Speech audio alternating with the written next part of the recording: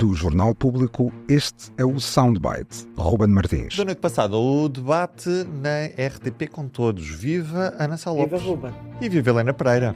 Olá, viva. E uma ameaça de desistência, neste caso, do candidato que é apoiado pelo LIVRE. Jorge Pinto, nesta quarta-feira, já afasta a desistência a favor de Seguro, quando na terça-feira tinha dito que não era por ele que Seguro não vencia estas eleições presidenciais. Vamos ouvir. O ONU não está com aquele que foi o único candidato a pôr esse cenário em cima da mesa. Aquilo que eu quero dizer, e dizê-lo aqui com toda a clareza possível, é que do que de mim depender, a esquerda passará à segunda volta. Ana Sá Lopes, nesta terça-feira Jorge Pinto quase que se mete fora da corrida das eleições presidenciais. Agora na quarta-feira quer voltar a entrar, de certa maneira. O que é que ele ganha com isto tudo? Zero. Não ganha nada.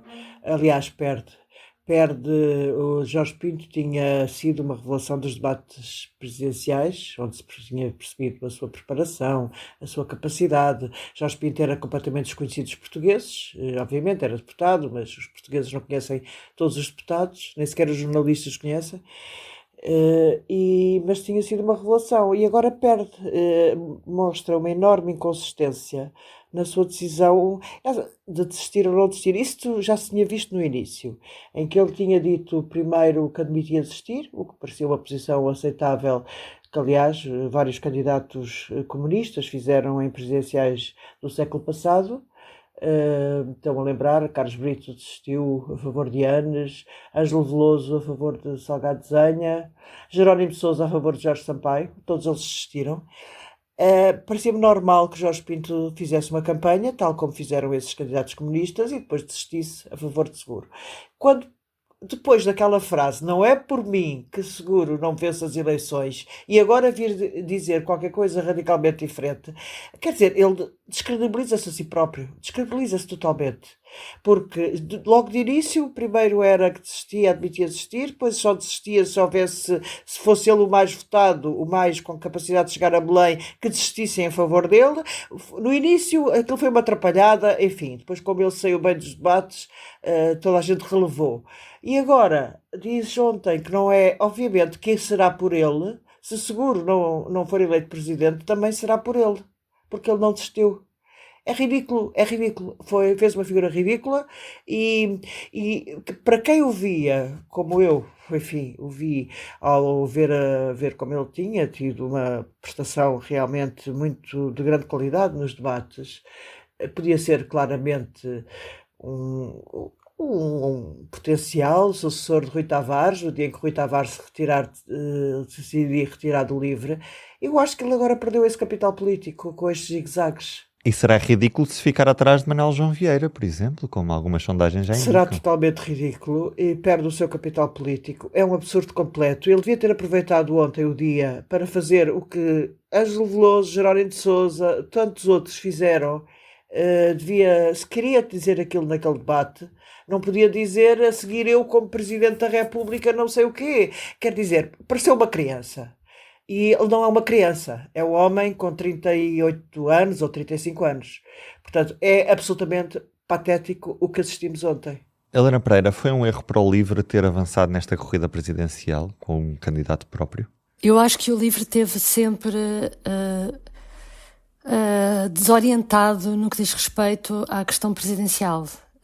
Se nós nos lembrarmos, ainda antes de haver Jorge Pinto, primeiro, Rui Tavares nunca lidou bem, o LIVRE nunca soube lidar com o facto de haver uma candidatura em marcha e já consistente, que era a de António José Seguro.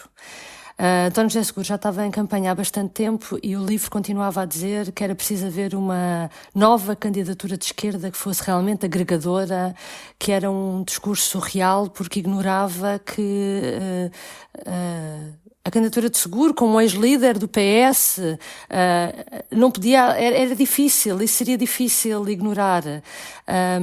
E eu lembro-me, vocês lembram-se também, em setembro, houve um congresso do LIVRE, em que em setembro já ia tudo tão lançado para as presidenciais, e o Rui Tavares ainda dizia que era preciso haver essa candidatura unificadora de esquerda, falava O Sampaio da Nova já se percebia que não ia ser.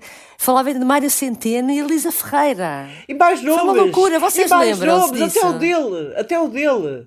Falou Exatamente. era Isto era um setembro. saco de nomes. Exatamente, era setembro, nós falámos aqui que aquilo não fazia sentido nenhum, ninguém compreendeu aquela intervenção e depois a seguir, Rui Tavares ainda vem dizer, há uma entrevista a dizer que há muitas candidaturas de direita, não é? Portanto ele achava que devia haver devia haver mais candidaturas de esquerda, em vez de apoiar Seguro não, e sempre teve, nunca quis, e depois que o LIVRE iria apresentar candidato porque ia morder as canelas do Chega. Porque o LIVRE era um dos partidos, dos raros partidos que estava em ascensão e, portanto, ia haver candidatura para morder as canelas do Chega. Isto, houve sempre aqui alguma dificuldade de ler o que estava a acontecer, muito grande. E, portanto, isto acaba com Jorge Pinto, que desde que foi apresentado como candidato, que pôs a hipótese de haver a desistência, ele sempre alimentou em vários momentos essa ideia, e agora mais uma vez também neste debate, e portanto eu acho que... Mas neste debate nunca foi tão brutal, vá lá, como neste Sim, debate. exatamente. Porque há agora um problema que é, antigamente, quando, por exemplo, quando os candidatos do PCP desistiam, eu lembro que isso era na quinta-feira anterior à campanha, não é? Mas agora nós temos o voto antecipado. E vai ser um discurso contra a direita. O discurso deles era contra a direita. Era um discurso programático. Não era um discurso eu vou ser Presidente da República. Era um discurso programático. Exatamente. E Jorge Pinto não faz um discurso programático. Diz eu vou ser Presidente. Quando eu for Presidente, no minutos depois de ter dito não é por mim que António José Seguro não será Presidente. Foi uma pantominice indigna de um LIVRE que era um partido em ascensão. Agora já não sabemos. Não, foi um grande erro. E a história deixa-me só terminar. A história do dia de quinta-feira tem a ver agora com o voto antecipado, em que cada vez mais há mais gente a votar no voto antecipado.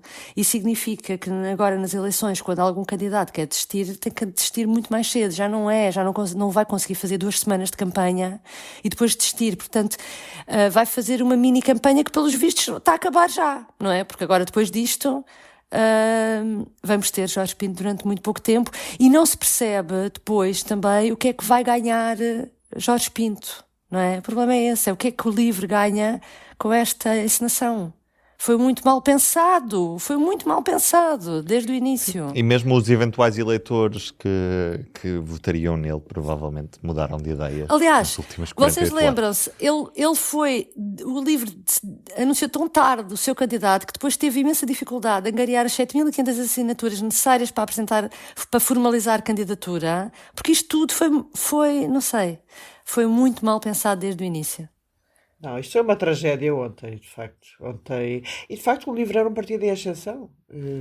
Isto, se ficar atrás de Manuel João Vieira, o que aliás acho bastante provável neste momento. Ana Sá Lopes, ainda sobre o debate de ontem, há mais coisas a destacar. Tivemos um confronto de novo entre Marcos Mendes e Gouveia Melo, com Gouveia Melo de novo ao ataque. Pelos vistos, Ventura só fez um tratado de paz com Gouveia Melo também. Pois. Não sei se destacas mais alguma Sim, coisa. o tratado de paz entre André Ventura e Gouveia Melo é evidente e é óbvio. E de facto, quer dizer, Gouveia Melo, eu percebo que Marcos Mendes tenha dito a ordinarice, porque isto está a ser uma questão já um bocado ordinária, porque Gouveia Melo tem que apresentar provas do que diz. Tem que apresentar provas do que diz e não apresentou. Depois falou da Madeira, acho eu, tem que apresentar provas. Dos painéis solares. Dos painéis solares. Ele tem que apresentar provas concretas. Ele está a acusar Marcos Mendes de desonestidade. É o que ele está a fazer, claramente. Então apresente provas do que diz. Porque isto, de facto, a campanha de Gouveia Melo está transformada numa bandalheira. Aliás, isto é ridículo ao ponto de, até relativamente a António José Seguro, que não lhe respondeu, era que Gouveia Melo, que tem não sei quantos socialistas a fazer a sua campanha, eu só me lembro que eu estava a pensar David Damião, que é foi assessor de Sócrates e de Costa durante imenso tempo, e de Guterres, é conselheiro político de Gouveia e Melo. Há montes de socialistas na campanha de Gouveia e Melo, socialistas ligados que tiveram com Sócrates, Correia de Campos, foi ministro de Sócrates, veio acusar António José Seguro de ter na lista os apoiantes de Costa. Isto é tudo de malucos. Isto é uma campanha de malucos. E acho que Marcos Mendes está à defesa desta situação, que também não o favorece nada, e esta situação está a desgastá-lo visivelmente. Ele nota-se que está animicamente mais frágil. Mas eu estava a fazer imensa impressão esta campanha em que é lançada lama sem haver dados concretos para explicarem o que é que ele quer dizer com isso. Eu acho que não se atira lama para cima das pessoas, não se acusa as pessoas de facilitarem negócios sem dizerem quais são esses negócios. Ana, eu tive que ir ver o que era a história dos painéis solares para perceber, e então era o facto de ter havido uma atribuição pelo Governo Regional da Madeira de a contratação de painéis solares a uma empresa sem concurso público, que foi muito contestado pelo PS local. E essa empresa tinha, por sua vez, como um dos administradores, era do Joaquim Coimbra, e um dos administradores era Marcos Mendes. E, portanto, a história aqui era de ter sido os amigos, ter havido ajuste direto, era isso que era discutido na altura da Madeira, está há mais de 10 anos, ter sido discutido que, pronto, não houve concurso, terá havido ajuste direto com a insinuação de que são os amigos de sempre, do costume, do círculo do PSD. Helena Pereira não é RTP, mas também faz serviço público. Quer dizer, tive que ir ver o que era aquilo, não é? Agora, deixa-me só recordar uma coisa. Quando foi em 2014, lembram-se do debate entre António José Seguro e António Costa. Na altura, o grande ataque do Seguro ao Costa foi que o Costa simbolizava, personificava a promiscuidade, a mistura entre política e negócios. E porquê é que era isso? Não era porque ele, Costa, estava metido em alguma coisa, era porque tinha apoiantes seus. Do Sócrates.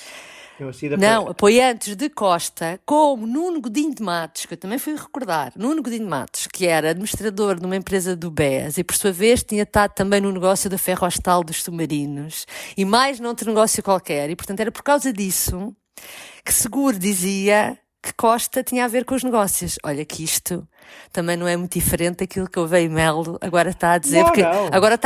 O Gouveia e Melo agora está a visar diretamente o candidato, quando Seguro há 12 anos visava os apoiantes. Nem sequer era o candidato que tinha pela frente. Portanto, é impressionante. E agora, mas, deixa-me dizer, agora Seguro fez bem em estar calado e não entrar nesse tipo de acusações. Já não repete aquilo que repetiu no passado. Não, Seguro, aliás, até parecia naquele debate que era já o Presidente da República eleito perante uma quantidade... E que se mantinha à margem daquilo tudo. É a coisa mais inteligente a fazer-se, realmente. É verdade. As sondagens inflamaram aqui as ambições de António José Seguro. Pois, e isto não é uma sondagem, é uma tracking poll, mas obviamente que tem influência, tem influência no mood, ou tem no estado de espírito dos candidatos, obviamente. Isso, aliás, tem grande influência, de facto, e se calhar isso está a animar António José Seguro e está já a colocá-lo, ele próprio, a postura dele até parecia que tinha mudado relativamente anteriormente, e vamos ver o que é que isto dá, ainda é muito cedo para sabermos. No Soundbite cá estaremos para analisar. Um beijinho. Beijinho até amanhã. O Soundbites é um programa de Ana Sá Lopes, Helena Pereira e Ruben Martins. A música original é de Ana Marques Maia. Siga o podcast na sua aplicação preferida para não perder os novos episódios. O público fica no ouvido.